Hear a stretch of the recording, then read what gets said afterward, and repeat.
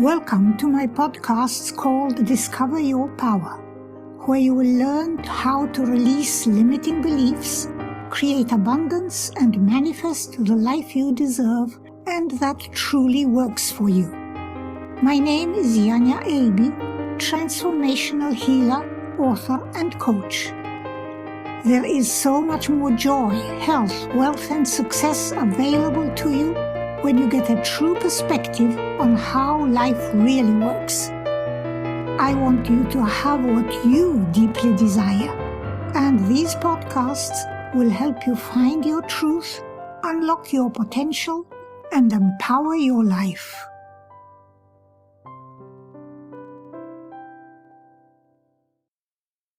Whether our life looks good or bad, we've created it from our thoughts, and mostly unconscious thoughts. As Henry Ford brilliantly observed, whether you think you can or you think you can't, you're right. We don't remember we're consciousness that can focus on and create whatever we desire from the infinite, invisible and perfect field of potentials that surrounds us. And so we look at the visible manifestations that are just the coagulated, dense forms of our past thoughts and of the collective consciousness of humanity of the past, and recreate that. That means we project into our future the images we see of selfishness, greed, disease and conflict, poverty and abuse, and wonder why we keep having those things in the world or in our life. It's because we keep reading and seeing and thinking and talking about those things, rather than putting a stop to all that and focusing on all the goodness we see in nature, in the way day turns to night and night into day, the harmony present in the seasons succeeding one another, each bringing its own goodness and perfection to the whole year, or the cooperation we see between different species of animals and between plants and insects, between animals and nature itself, each giving to the other what it needs and taking for themselves what they need. That spirit of cooperation we see everywhere in nature, the support that life brings to every seed to make it grow into the perfect expression of the essence within that seed, is what seems to be lacking in the human species. So often we hear people complaining that their efforts are not being supported, that what they want to do never seems to work, and yet we think of ourselves as the highest expression of life, with intelligence and abilities far beyond what is demonstrated in the natural world, be it plants or animals. We're also told by all the religions of the world that God, or the source of all life, loves us unconditionally and supports all life. The dichotomy here is that every seed in nature, be it plant or an animal, always expresses the purpose for which that seed was created. It expresses the essence of that seed, because nature, not having free will, cannot decide that its seed will express something different than what's in it. The seed of a cherry tree will always grow into another cherry tree, and the seed of a dandelion will always become another dandelion. Life will never, ever support a dandelion seed growing into a rose bush, regardless of how much the dandelion wants its flowers to be as admired and appreciated as roses are. However much the dandelion seed prays and asks and meditates on becoming a rose bush, it will never be granted its wish by life. Each human soul also has a divine purpose that needs to unfold through each human being. That has nothing to do with the kind of job or work we do in life. The divine purpose for each soul that incarnates into physical form is to manifest the true reality of life, which is love.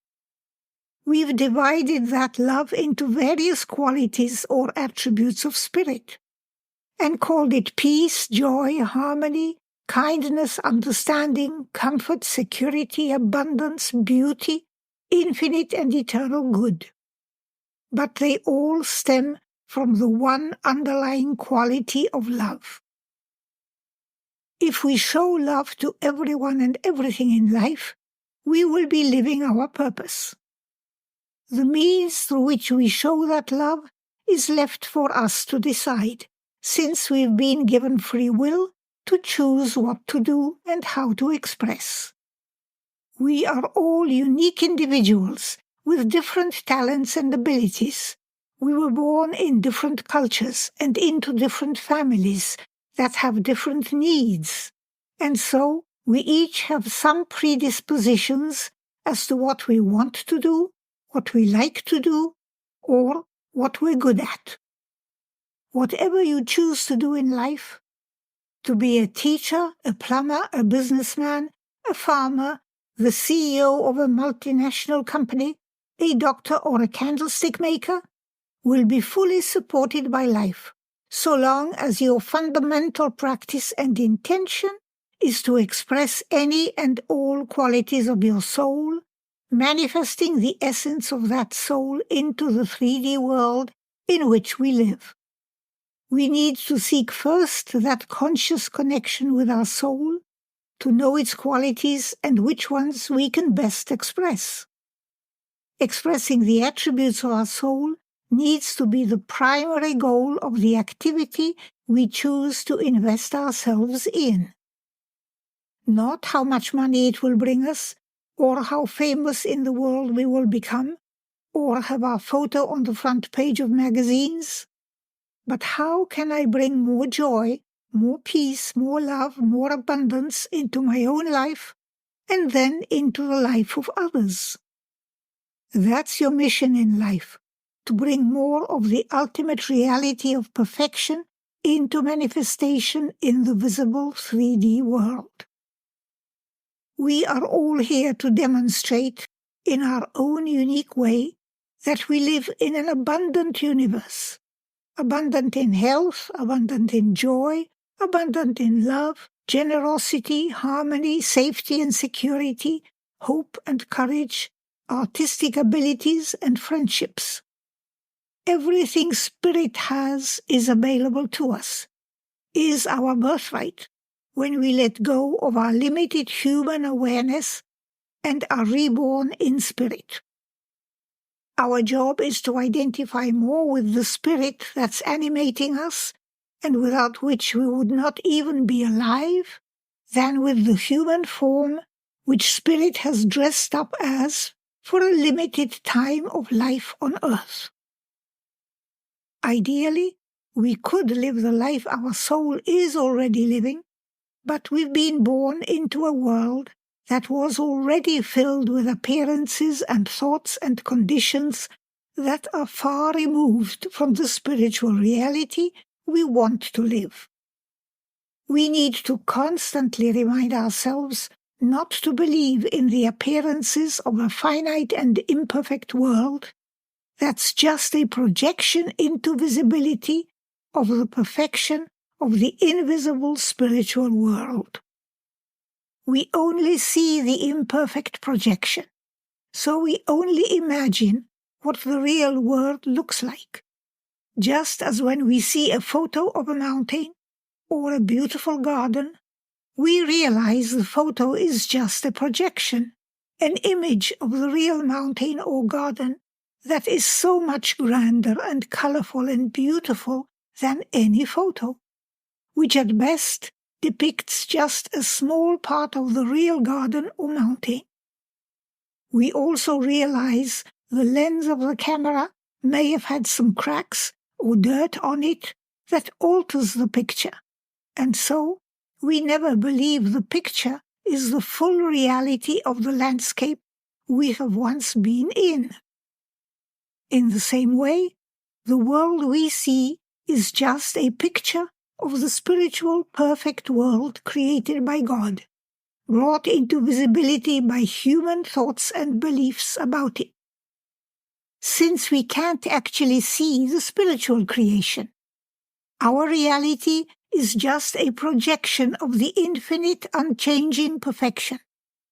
But we are willing, and in fact firmly believe, that the visible picture of the world we see is reality, that there is no other perfect reality.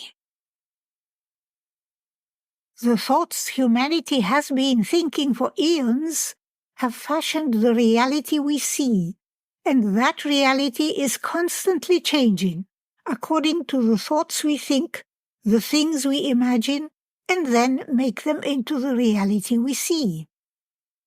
If the primitive man of 100,000 years ago could look into our physical reality now, he would not recognize anything he was familiar with. And I believe if we could look into the reality of our Earth, not 100,000 years hence, but a mere 100 or 200 years in the future, we would be astounded and amazed at what we would see, since the changes our mentality and our planet and whole solar system are undergoing now are happening at warp speed. Everything is already present and in its perfect state in the quantum field, which is the scientific name for spirit or source, and all manifestation is drawn forth into visibility from that quantum field by our thoughts and intentions. So it's critical to understand that it's not your present conditions that determine your future, but your current thoughts, intentions, and actions. Your present conditions are just the coagulation and solidification of your thoughts of the past. They have no power. They can't do or create anything. The only power that can create is you, through your thoughts, reinforced by your feelings, and then your actions. Your present conditions are like the wake of a boat. They show you where you've been, but they have no power at all over where you're going. Your power, your energy is coming from your spirit, which is your life, and the direction as to where to go is coming from your mind, your decision what to think, what to believe, what to do, and how to steer your boat on the open ocean of life in front of you. That's where all possibilities exist, and it's your job to choose the one you want. So just make sure that you don't focus on and give your attention to negative appearances, because what you see and what you think always creates an emotion, and thoughts, when backed by emotion, solidify into a manifestation. That's how we bring things we don't want into our life, by looking at negativity. And then we say, where did this come from? I couldn't have created it because I don't like it. I don't want it. And you don't realize that your sadness, your upset, your anger, or your blame of anyone for anything that you've seen on the news or that has happened to family or friends was the vibration you have expressed into the universe, which has no choice but to mirror back to you the essence of what you have put out, solidified into the unwanted thing that has shown up, seemingly out of nowhere. When your desires, the vision for your life, is built around what you don't want to have, then your habits are those of protection, resistance, defensiveness, hiding, contracting, and withholding. Your consciousness is that of victimhood, so energetically and vibrationally, it's not congruent with a life of vibrant health, success, and abundance that you really want.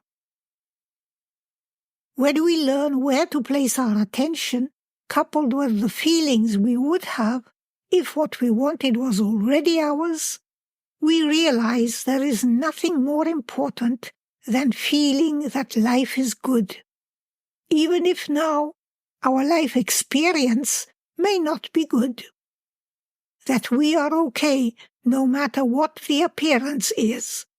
That things are working out as they're supposed to, even when it's not as we want them to be.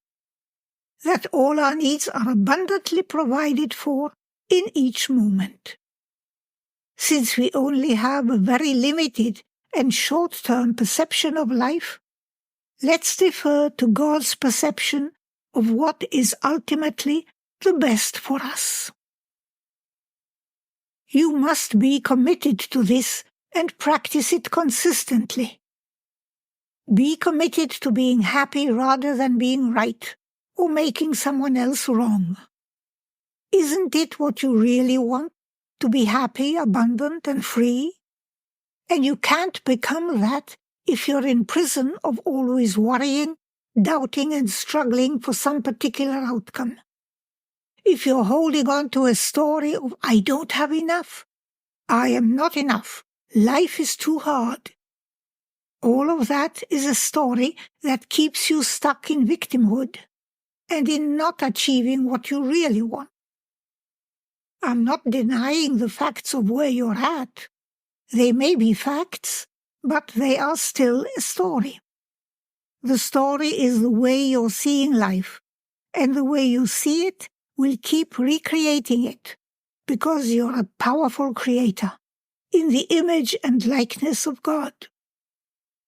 You have created what you're seeing in your life. That's the wake of your boat. But you can start looking at the ocean in front of you, smooth and open, where you can go in any direction. Your I don't have enough can become being grateful for what you do have. A roof over your head, a comfortable bed, a refrigerator full of food, electricity for reading at night, even having hands for doing stuff or legs to walk. Not everybody is that fortunate. Your life is too hard can be changed into life is beautiful when you focus on a rose just opening its petals, or on a puppy looking at you wagging its tail, or the chirping of birds on a summer evening. The more moments of beauty you find, the less moments of hardship there will be. The stories you tell about how life is just bring into your reality more of what that story is. And your story is not real, because you can change it at the drop of a hat. Just like when the students of the mystic Yogananda came to him asking, Master, what is real? He told them, that is real which never changes.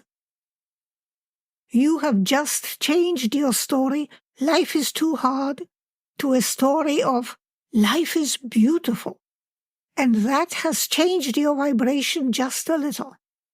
And as you keep doing that, the next thing you know, something else that makes you smile comes to your attention. Now you can keep that better story going on and on, getting better every time. When we turn our attention to what's real, to the unchanging perfection of universal energy, and then we project that into the world of form, we get a better manifestation than when looking at the projected reality. We can appreciate what we have, be grateful for it, but we know it's just a relative picture, even if a good picture, of the ultimate perfection. It's never the true reality. Then we turn back again to the source of all that is, to capture another perception of what's there, and bring that down into our material reality, knowing that what will appear is just a picture to remind you of the ultimate perfection. It's never actual reality. That's how we create the reality we want. Our desire, plus our attention to it, plus some physical action calls forth a visible manifestation of universal potentials. And it never ends, because when we have achieved what we wanted, we are happy with it for a little while, but then another desire comes, and we start thinking about that, giving our attention to it, and the cycle repeats itself, always for something bigger, something better, something more expanded, on a higher level. And let me leave you with this easy way of creating a happier reality for yourself. Whatever is your experience, good, bad, or indifferent, your sincere response to it will be, how does it get better than that? And the beauty of this exercise is, if something good happens, the next thing will be even better. But if something bad happens, the next thing will also be better. Your attention and expectation is always for something better to come along. Let me repeat this for you. How does it get better than that? I trust this has been valuable and helpful. Do you want to know more? Then check out my website, www.janiaaebi.com, where you can find much free material. Don't miss any of these episodes by subscribing to this channel. And thank you for your willingness to explore more of the abundance life has to offer you. I love you and will speak to you again soon.